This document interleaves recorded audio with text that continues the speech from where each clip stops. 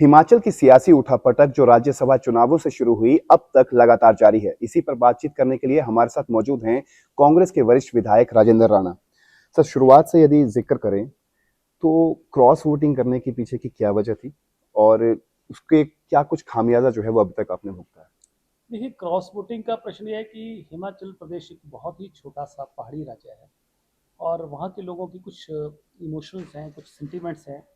और हिमाचल प्रदेश से राज्यसभा में सिर्फ 3 मेंबर पार्लियामेंट राज्यसभा में जाते हैं।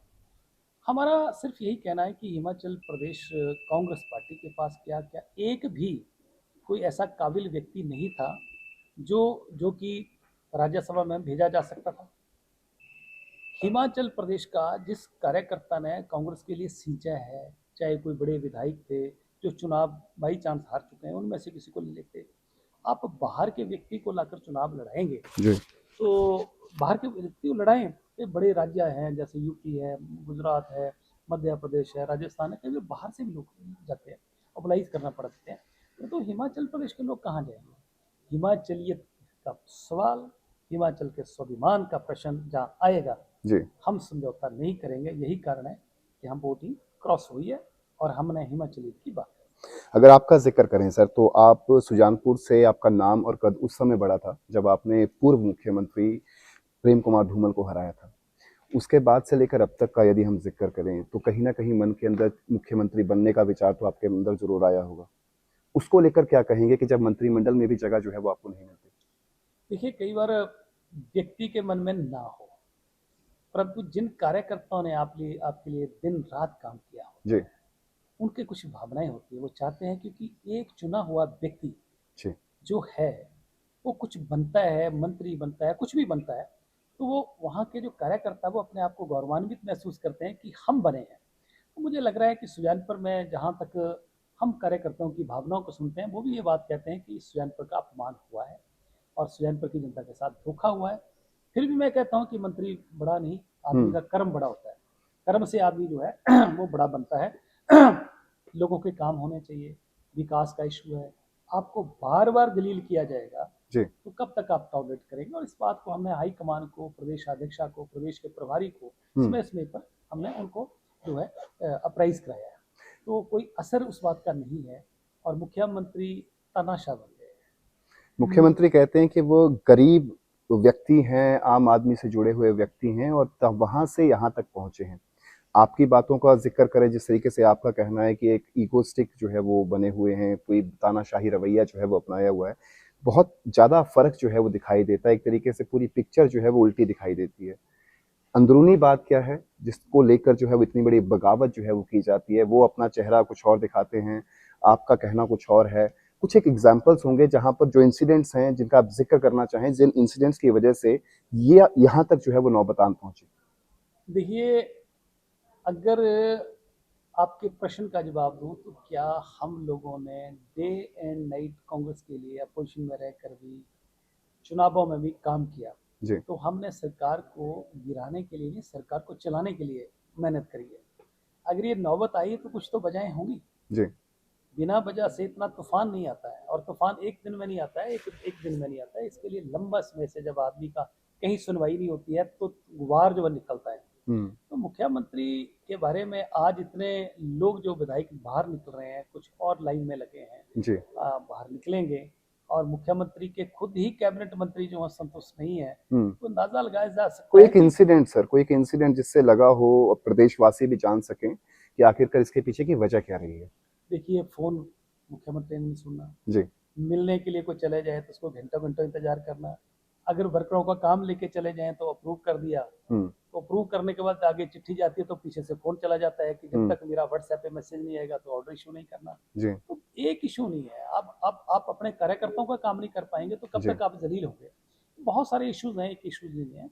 और जितनी कमिटमेंट्स जनता के साथ गारंटियां देके हुई हैं, हम्म। वो गारंटियां पूरी नहीं होनी। लोग बार बार पूछते हैं, आप मुख्यमंत्री के तौर पर अनाउंसमेंटें करके जाते हैं, काम होते नहीं है। जी। और बार बार अच्छा, दूसरा जो लोग बिना चुनाव लड़े कैबिनेट मंत्री के हम्म। दर्जे दिए हैं, जी। कैबिनेट मंत्रियों को जो कमरे दिए जाते थे वो उनको दे दिए गए हैं, हम्म। जो कैबिनेट मंत्रियों को कोठियां देते थे उनको दे दिए गई हैं। हम्म। और चुने हैं लोगों पर अगर नॉमिनेटेड लोग हावी होंगे जी। तो कैसे बर्दाश्त किया जाएगा, मुझे बताइए। चलिए सर, प्रेजेंट सिनेरियो में आते हैं। विक्रमादित्य सिंह ने पहले इस्तीफा दिया, उसके बाद उन्होंने कहा कि मीडिया में जो खबरें चल रही कि मैंने अपना इस्तीफा वापस ले लिया, वो सही नहीं है। उसके बाद जो शेड्यूल प्रोग्राम था, उस शेड्यूल प्रोग्राम से हटकर वो चंडीगढ़ में, जहां पर तमाम विधायक, कांग्रेस के बागी विधायक या फिर यूं कहें कि निष्कासित विधायक यहाँ पर बैठे हुए हैं, निर्दलीय विधायक यहाँ पर पहुंचे हुए हैं, उनके साथ लगभग वो 10 से 11 घंटे यहाँ पर बिताते हैं। बैठक हुई होगी, जरूर मुलाकात भी आपकी हुई होगी। उस बैठक के क्या कुछ मायने रहे और क्या कुछ निकल कर जो है वो सामने आया? देखिए, जहाँ तक विक्रमादित्य जी का प्रश्न है, रानीपति वसीले का प्रश्न है, वो क्या फैसला लेंगे, क्या करेंगे, वो उनका निजी फैसला है। परंतु ये सत्य है कि जितनी बेइज्जती, जितनी ह्यूमिलेशन राजा वीरभद्र जी की फैमिली की और उनके समर्थकों की, हम भी उनके समर्थक जी बिल्कुल। थे, उनकी करी है, मुझे लगता है कि इतिहास में ऐसा कभी नहीं होगा। जो मंत्री, पीडब्ल्यूडी का मंत्री, अपने विभाग में उद्घाटन तक नहीं कर सकता है, एक छोटी सी ट्रांसफर तक नहीं कर सकता है, तो मुझे लग रहा है एक विक्रमादित्य जी ने कहा कि मेरे पिताजी 6 बार प्रदेश के मुख्यमंत्री रहे, हम्म। प्रदेश का नेतृत्व किया, हम्म। उनके लिए अगर मुख्यमंत्री 2 गज जमीन स्टैचू के लिए देने के लिए तैयार नहीं थे, हम्म। तो मुख्यमंत्री को तो बड़ा दिल कर लेना चाहिए। तो इससे अंदाजा लगाया जा सकता है कि कितनी ह्यूमिलेशन उस परिवार की भी कर रहे हैं। और मुख्यमंत्री बहुत बड़ी पोजीशन होती है, उनको दिल भी जी। बड़ा कर लेना चाहिए। अगर मुख्यमंत्री तो बन गए, दिल चिड़िया के बराबर कर लिया, दिल के बराबर कर लिया, तो मुझे लग रहा है सही नहीं है। आदमी को जो है वो वक्त के हिसाब से जो है वो अपना अपना दिल और सोच भी बड़ा कर लेना चाहिए। मेरा सवाल अभी भी वही है सर, जी। आपसे मिले, कुछ तो बातें हुई होंगी जो आप, ज्यादा नहीं, कुछ एक। ये तय है कि विक्रमादित्य जी मुख्यमंत्री की कार्यप्रणाली से संतुष्ट हैं। बाकी का फैसला क्या करना क्या नहीं करना वो जाए। एक और चीज निकल कर सामने आई, आपने सबसे पहले अपने सोशल मीडिया हैंडल से जो है वो तमाम चीजें हटाई। उसके बाद एकाएक जो है वो तमाम विधायकों द्वारा, जो बागी विधायक हैं या फिर निष्कासित विधायक हैं, उनके द्वारा हटाया जाता है। विक्रमादित्य सिंह के द्वारा भी जो है वो कैबिनेट मिनिस्टर का जो रैंक उन्हें दिया गया था, वो उनके द्वारा हटाया जाता है। तो कहीं ना कहीं बागी विधायकों का जिक्र करें, कैबिनेट मंत्री विक्रमादित्य सिंह का जिक्र करें, तमाम जो नेता हैं वो एक ही लाइन पर चलते हुए दिखाई दे रहे हैं। एक तरफ से, अगर हम आपको रिंग मास्टर कहें, एक तरफ से सवाल उठता है सोशल मीडिया हैंडल पर कि आपने अपना रैंक और अपना जो रखा था, उसके बाद से लेकर अब तक जो है वो तमाम, विक्रमादित्य सिंह वो भी अपना कैबिनेट मिनिस्टर का रैंक जो है वो सोशल मीडिया हैंडल से हटा चुके जब किसी व्यक्ति को अपने परिवार से बाहर कर दिया जाता है, हैं। जी। उस परिवार का मकान के बाहर बोर्ड लगाने का औचित्य नहीं कि मैं इस मकान में रहता हूँ। हम्म। अभी हम इस मकान से बाहर आए हैं। अभी आने वाले समय में तय करेंगे कि सोशल मीडिया हैंडल पे क्या लिखा जाएगा, वो वक्त बताएगा। परंतु अभी हम इस बारे में विचार कर रहे हैं। एक और सवाल सर, लगातार बहुत सारी चीज़ें जो हैं वो करवट लेती हुई हमने देखी, और मौजूदा समय के अंदर जिस तरीके से आपका यदि हम जिक्र करें, तो बाकी के 6 विधायक जो हैं वो भी लगातार आपके साथ बने हुए हैं। आने वाले समय में क्या कुछ फैसला जो है वो लिया जा सकता है? और आपको डिस्क्वालिफिकेशन का यदि हम जिक्र करें, क्या उसको लेने में जल्दबाजी जो है वो कांग्रेस द्वारा की गई, या फिर अभी भी दरवाजे, जिस तरीके से मुख्यमंत्री सुखविंदर सिंह ठाकुर का जिक्र करें, उन्होंने कहा कि दरवाजे अभी भी खुले हैं, वो आना चाहें तो उनका मोस्ट वेलकम।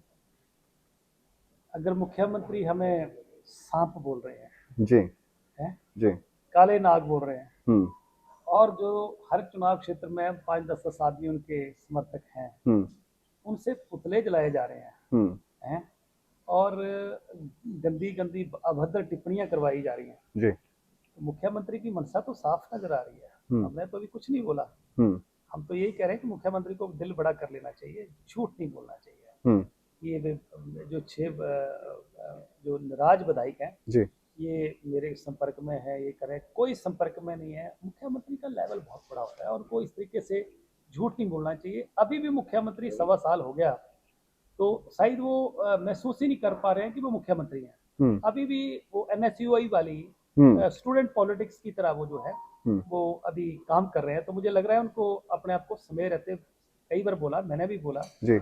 और मैं खुद उनसे मिलकर आया हूँ। ओके। जब ये राज्यसभा का चुनाव हुआ, उससे पहले उन्होंने मिलने की इच्छा जाहिर करी। मैं उनके घर पर, सरकारी निवास पर मेरी 40 मिनट बैठक हुई, जी। और अंततः मैं उनको ये कह के आया हम्म।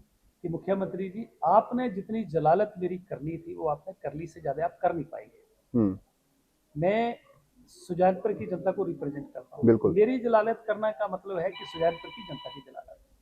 तो इसलिए ऐसे हालातों में कैसे काम करें। एक आखिरी सवाल सर, अगर कांग्रेस हाईकमान जो है वो किसी भी तरीके से दबाव में आकर या फिर ऐसा फैसला लेती है कि मुख्यमंत्री के पद से सुखविंदर सिंह ठाकुर को जो है वो हटाया जाता है, तो उसके बाद आपका क्या कुछ निर्णय जो है वो रहने वाले हैं? देखिए, मैंने तो पहले कहा था, हाईकमान के ऑब्जर्वर्स आए थे कि मुझे लग रहा है कि सुक्खू जी के साथ मेरी कोई दुश्मनी नहीं है, मेरे साथ उनके मतभेद हैं, जी। उनके कार्यप्रणाली को लेकर मतभेद हैं। हम्म, उनको इस पद से हटा दिया जाना चाहिए, प्रदेश हित में नहीं, ना कांग्रेस के हित में। तो उनको ये फैसला लेना चाहिए था। वो तो मुझे लग रहा है कि हमें तो ऐसी जानकारी मिली है कि उनको ऊपर से टेलीफोन आता है कि Sukhu will continue as a chief minister. हम्म, तो लगता है कि कांग्रेस को लगता है कि पूरी तरह प्रदेश का और कांग्रेस पार्टी का पूरी तरह तबाही कर ही देनी है, बेड़ा गर्क कर ही देना है, तो वो करें। तो हम उसको कैसे रोक सकते हैं। हम तो समझा सकते थे, हमने समझाया, एक बार नहीं यार, कौन बार समझाया, प्रभारी के माध्यम से, प्रदेशाध्यक्षा के माध्यम से, जी। दिल्ली में खड़गे जी से मिले, राहुल जी को भी मैंने सामने बोला, मैंने केसी वेणुगोपाल जी को भी बोला कि सब ठीक नहीं चल रहा है, लोग ह्यूमिलेट हो रहे हैं, लोगों की जलालत हो रही है। जी। और जिन कार्यकर्ताओं के दम पर सरकार बनी है, हम्म, उन कार्यकर्ताओं पर जो मुकदमे दर्ज हुए हैं वो अभी तक वापस नहीं हुए। जी। लेकिन कार्यकर्ता काम करता है ताकि वो कहीं ना कहीं उसको कहीं मान सम्मान मिले, उसको कहीं जी, सैलरी तो लगा के नहीं रखी है बिल्कुल। पार्टी ने। तो इसलिए सारी चीजें हैं। आज हिमाचल प्रदेश में पूरी तरह जो है वो पार्टी का जो है वो बिल्कुल तबाही करके रखी है लोगों ने। आपकी बॉडी लैंग्वेज देखकर ये ज़रूर कहा जा सकता है कि कहीं न कहीं कुछ न कुछ पेच जो हैं वो फँसे हुए हैं और कुछ न कुछ साकार होते हुए भी दिखाई दे रहे हैं। डिस्क्वालिफ़िकेशन को लेकर कब तक सुनवाई जो वो होगी? सुप्रीम कोर्ट में होगी, हाई कोर्ट में होगी, क्या कुछ रहेगा सर? मुझे लगता है कि जहाँ तक मुझे जानकारी है, ये फैसला सीधा सुप्रीम कोर्ट में जाएगा। सुप्रीम कोर्ट में सुनवाई कब तक के जो भी आसार हो हैं? तो कोर्ट ने डिसाइड करना है काम। बहुत-बहुत शुक्रिया। तो ये थे हमारे साथ कांग्रेस के वरिष्ठ विधायक राजेंद्र राणा, जिनका साफ तौर पे कहना है कि जिस तरीके की ह्यूमिलेशन कांग्रेस के अंदर रहकर उन्होंने महसूस करी, उसी का नतीजा है कि आज उन्होंने कांग्रेस का दामन जो है वो छोड़ा है और जल्द ही बहुत सारे पर्दे के पीछे की जो घटनाएं हैं उनको भी उजागर किया जाएगा और जो विधायक इनके साथ में हैं, इनको समर्थन कर रहे हैं, वो भी जल्द ही सामने आएंगे।